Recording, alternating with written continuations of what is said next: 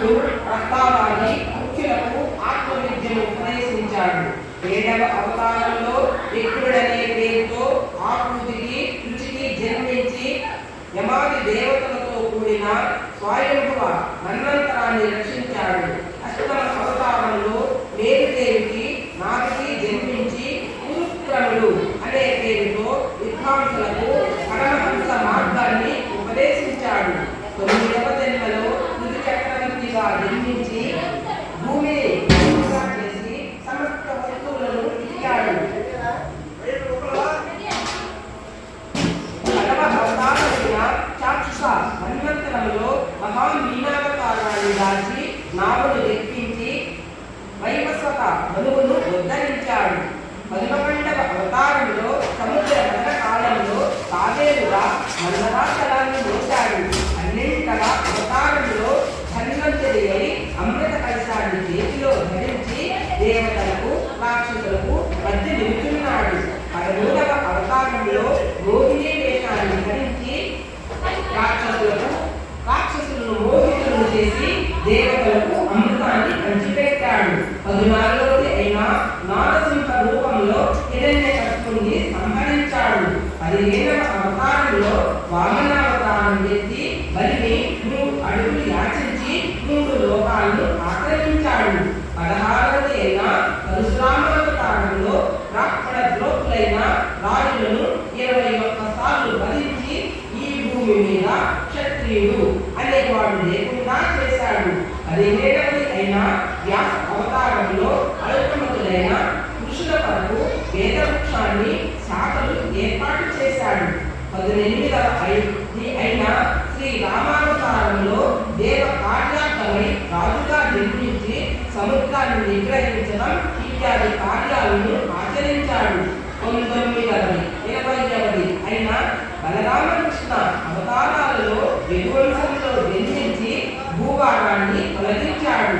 21వసారి దుర్గావతారంలో జన్మించి మధ్య గయ ప్రదేశాలలో దేశంని రాక్షసులను సమ్మోహపరుస్తాడు.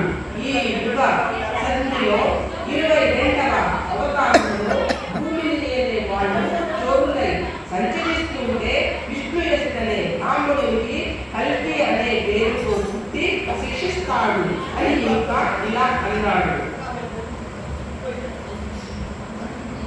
21వసారి సరస్సు నుండి అనేక కాలువలు ప్రవహించిన రీతిగా శ్రీ మహావిష్ణువు నుండి విశ్వ శ్రేయోదాయకమైన అవతారములు అసంఖ్యాకంగా వస్తూనే ఉంటాయి. అనేక మంది రాజులు దేవతలు బ్రాహ్మణులు మహర్షులు మునులు వీరంతా విష్ణువు యొక్క అంశతో జన్మించిన వారే. కృష్ణుడు ఆ హరియే, బలరాముడు కూడా ఆ హరి అవతారమే.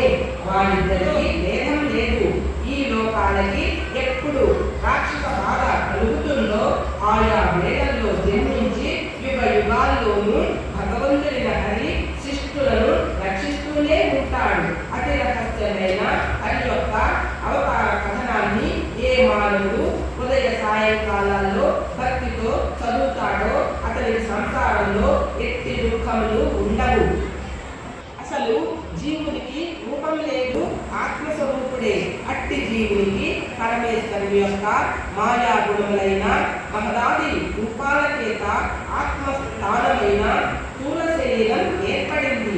ఆకాశంలో గాలిని ఆశ్రయించిన మేఘ సమూహము గాలిలో భూమి యొక్క రజస్సు ఏ రీతియో ఆ రీతిగానే ద్రష్ట అయిన ఆత్మయందు దృశ్యత్వాన్ని బుద్ధిమంతుడు కాని వారి చేత ఆరోపింపబడుతున్నది. కంటికి కనిపించే ఈ స్థూల రూపం అంటే కనిపించనిది, వినిపించనిది, అవ్యక్తమైనది, సూక్ష్మమైనది, కరచరణాలు లేనిది అయినా మరొక సూక్ష్మ రూపం జీవునికి ఉన్నది. సూక్ష్ముడైన ఈ జీవుని గమనముల వలన పునర్జన్మ ఉన్నట్లు అనిపిస్తుంది. స్వస్వరూప జ్ఞానం వల్ల ఈ స్థూల సూక్ష్మ రూపాలు రెండు కలిగిపోతాయని, మాయ వల్ల ఇవి ఆత్మకు కల్పించబడతాయి అని గ్రహించినప్పుడు జీవుడు బ్రహ్మ దర్శనానికి అధికారి అవుతాడు. సమ్యక్ జ్ఞానమే దర్శనం.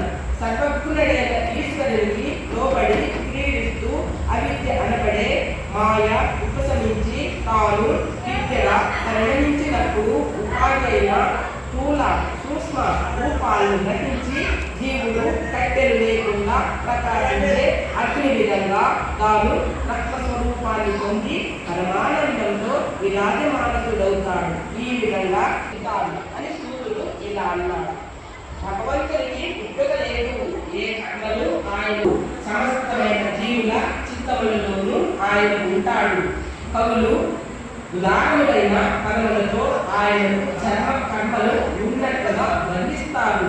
వేదములలో ఎక్కడ జీవుని వలె భగవంతునికి చర్మ కర్మలు ఉన్నట్టు కనిపించదు. నారాయణుడు ఈ సమస్త భువనాలను అమోఘ లీలలతో పుట్టిస్తూ రక్షిస్తూ అంతం చేస్తూ ఉంటాడు. కానీ ఏమి పట్టించుకోనట్లే ఉంటాడు. బహుభూతములందు ఆత్మస్వరూపుడే వివరిస్తూ ఉంటాడు. ఇంద్రియాలకు ప్రీతిని సమకూరుస్తూ తాను మాత్రం దేనికి తిప్పకుండా ఇంద్రియాలను బంధించి తిప్పుతూ ఉంటాడు. తనకు మాటల్లో ఎంత తాత్విక చాతుర్యం ఉన్నా లోకాది నాదులైన తన యొక్క లీలా విలాసములను నామరూపములను తెలుసుకోవడం చాలా కష్టం. భక్తుల యొక్క అద్భుతమైన నర్తన క్రమాన్ని మూర్ఖుడు తెలుసుకొని కీర్తించలేడు కదా. కపట స్వభావం లేకుండా మనసులో నిరంతరం భక్తితో ఎవరైతే హరి యొక్క దివ్యమైన పాదాంబుజులను సేవిస్తాడో అతడు బ్రహ్మాదులను సైతం తెలియని హరి యొక్క లీలాల విశేషాలను తెలుసుకుంటాడు. ఓ భూసులారా, శ్రీహరి యొక్క పాదములందు మీకు భక్తి చాలా దృఢంగా ఉంది. ఆయనపై నాటుకున్న మీ హృదయాలు శాశ్వతంగా ఉంటాయి. మీరు మహాధన్యులు. మీకు సమస్తం తెలుసు. నిత్యము హరి యొక్క చింతనలో మీరు ఉన్నందువలన జనన మరణ సంసార చక్రంలో పడరు. పుణ్యకీర్తనుడైన భువనేశ్వరుని చేతైంది పరబ్రహ్మతో సమానమైనది. సకల పురాణాలలోనూ శ్రేష్టమైనది. లోకములన్నీ భద్రంగా ఉండేటట్టు ధన్యమయ్యేటట్టు సంతోషంతో భగవంతుడైన వ్యాస భట్టారకుడు ఈ గ్రంథాన్ని చెప్పాడు. శివుడనే తన కుమారుని చేత చదివించాడు. సకల వేదములలోనూ ఇతిహాసములలోనూ సారభూతమైన ఈ పురాణం సుఖమహర్షి గంగరడ నిల్చుని పరీక్ష మహారాజు విరక్తితో మునులతో కూర్చుని ఉండగా చెప్పాడు. కృష్ణ నిర్యాణానంతరం ఆయన చెప్పిన ధర్మములు జ్ఞానము అడగంటుంది. అటు పిమ్మట కలికాల దోషం వ్యాపించింది. ఆ అంధకారంలో ఉనికి ఉన్న జనులకు ఈ పురాణం సూర్యువలే వెలుగుచుంటూ ఉన్నది. నాడు మహాతేజస్సుతో వెలిగిపోతున్న సుఖమహర్షి వల్ల నేను పఠించిన క్రమంలో నా బుద్ధికి తోచినంతా మీకు వినిపిస్తాను అని ఈ ప్రకారంగా సూర్యుడు అనేసరికి చౌరకుడు ఇట్లా అడిగాడు.